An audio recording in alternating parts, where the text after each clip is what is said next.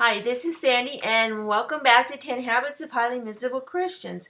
So let's get right into how to refine your talent and hone your misery skills. And number 9 is how to glorify or vilify the past. So let's get started. First, glorifying the past. Tell yourself how good, happy, fortunate, and worthwhile life was when you were a child. Regret how it's going downhill ever since. When you were younger, you had a better life.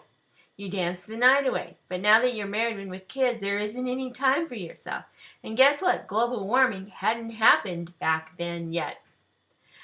Make yourself really miserable. Focus on what you could have, should have, or would have done instead of what you did.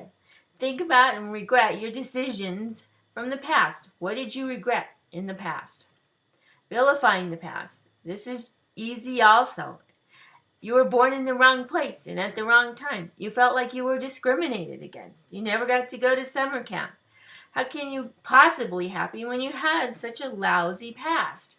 It's important to think about bad memories, serious mistakes, and traumatic events. Think how these things have influenced your past more than good memories and successes and happy events. Focus on bad things. Obsess about them. Treasure them. This will ensure that no matter what's happening in the present, you won't be happy.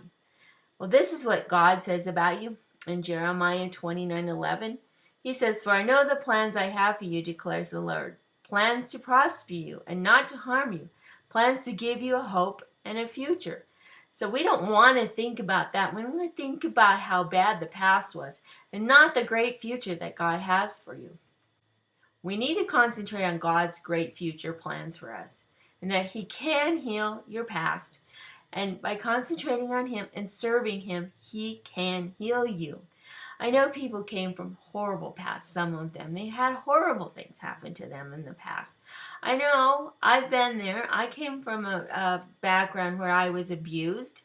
And my husband came from a background also where he was abused. We want to help you heal your past and come into your Christian power. So let us help you come into your Christian power.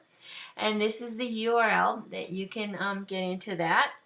But you don't have to write that down because we have it in the email. And here's the number and the code for the Get to Know Us conference call. In this conference call, we have a little Bible study. We get to know you. We take your prayer requests.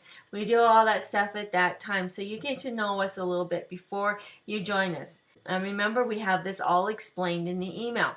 So we have one more installment left, and it's called How to Be Critical.